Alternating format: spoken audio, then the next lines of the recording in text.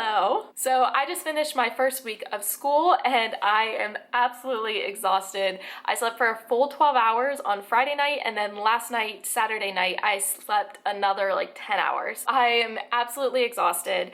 And one of the reasons I think that is because I stayed pretty late the whole first week. Most days this past week, I didn't leave until 8 o'clock at night. I really like to stay after and get a lot of things done and prepped and out of the way at the beginning of the year so that later on it's much easier for me. So that's actually what I'm going to talk to you guys about today, is how I prep at the beginning of the year, and I'll show you some of the resources I use for that and how it helps my life later on in the school year.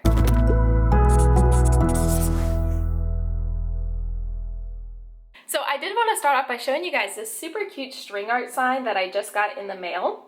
And this was actually made by one of my best friends growing up. Her name is Devan, and she has a Facebook page for all of her string art. And I'll put the label here, but I'll also put the link down in the description for you. She makes all kinds of different string art, and she just started making them for teachers, and she actually is offering discounts on Tuesdays. For Teacher Tuesday, you can either get a percentage off or free shipping. It just varies week to week. So I'll put the link to that down in the description. Also, the good thing about these is they're pretty light and they hang really well with command strips. First thing when I get in my room Tuesday morning, I will be hanging mine up with some command strips. So I'm going to be talking to you all about how I prep at the beginning of the year to make it easier for me later on.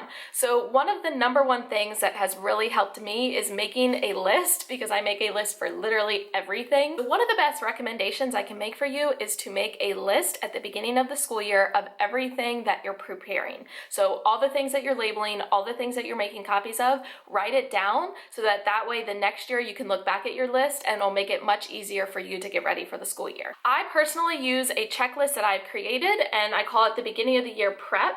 And I have two different sections to the checklist. I have the first section of things that I can prepare without having my student roster, and most of these I actually try to get prepared before the school year ends so that they're already ready for the fall. And then I have another section, and this is things that I cannot make until I have my student names. But I really like keeping it organized by things without names and things with names so that it's much easier for me to get started right away rather than waiting until I get my final student roster to start preparing things. So some of the things that I like to prepare at the end of the school year for the fall are things that I know I'll need for open house, like my Meet the Teacher letter, Class Dojo information, and my classroom handbook. Those go on my student desks every single year, and I don't need the student names to prepare them. So I go ahead and get those printed out and prepped and put them away so that they're ready to go in the fall. I also like to prep things like my student gifts that go out on their desk at open house. Again, I don't need the student names for those, so I usually just prepare a couple more than I think that I'll need, but that way they are ready to go, and any that I don't use, I can just reuse the next school year. Then once I get my student list, I go ahead and prep the things that are more personalized, that actually have the student names on them. One of the things that I do prep are all the labels for all of their folders and notebooks, and these are what I use. I just put them on the Avery labels. I think these are the address labels, but I already have this template on my computer, so all I really have to do is go in, type in the student names, and print them out, and they're ready to go. Something else that I like to prep once I get my student names are all of my data sheets. I keep one sheet on each child that has a summary of all of their grades, all of their test scores throughout the year, so that way it's all in one place and it's much easier for me to reference during parent-teacher conferences. I personally use this data sheet that I created. Now, John Smith is not one of my students, it's just a name that I made up, but I have a spot at the top where I keep all of their grades and all of their progress grades, and then down at the bottom I have all of the different assessments that they take throughout the year. If you're interested in this data sheet, I do have an editable version in my TPT store, and I'll put the link for it down in the description. I also like to prep things like their birthday certificates at the beginning of the year, that way they're ready to go, and I also prep all of their homework passes. So I give them a homework pass on their birthday and also give them a homework pass for Christmas. So I go ahead and get those prepared at the beginning of the year so that they're done and I don't have to worry about doing them later on. That beginning of the year prep checklist, I typically like to have done before school even starts. So that first week where teachers are there but students aren't, I'm working on getting that checklist completely done. Then the first week of school when the students actually come, that's when I stay late every single day to get all of my copies made for the school year. So I personally use this checklist that I made, and it's my year-long copies to make.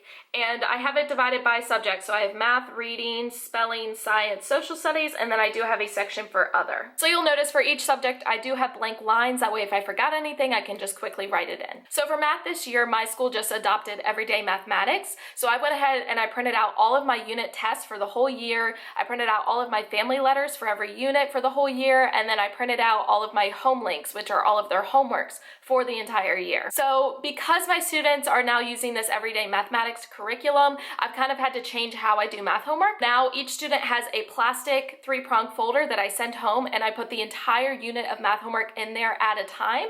So the student keeps it and it goes back and forth to school every day, and at the end of the unit, I switch out that unit for the next unit's homework. So right now I actually have all of the home links prepped for units 1 and units 2.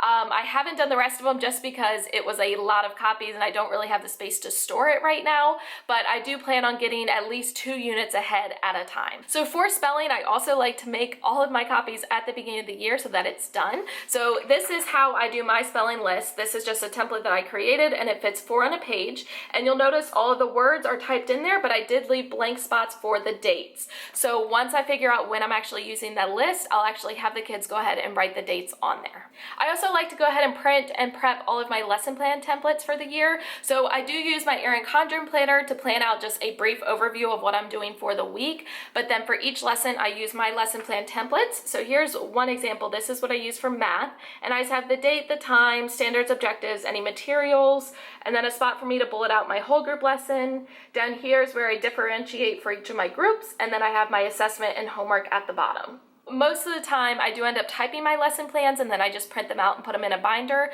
but I do like to have a couple extra copies on hand if I feel like handwriting them, or for some reason my computer isn't working or the printer isn't working, I have a way to go ahead and have my lessons ready. So my lesson plan templates are in my TPT store as well. If you want to check those out, I'll put the link down in the description for you. So hopefully I explained everything well enough. If I didn't, just leave a comment and I'll try to answer it for you. I will have links in the description to all of the checklists and the different templates that I mentioned in this video. And I will also have a link to the string art if you're interested in getting one of those. Remember, on Tuesdays you can get discounts. Also, I am really close to 1,000 subscribers, so I wanted to thank all of you for subscribing, for commenting, for liking my videos. Hopefully you find them helpful, and if you have any ideas for future videos, please leave a comment and let me know. And I will be doing another video next weekend, and it will be on how I use Class Dojo in the classroom.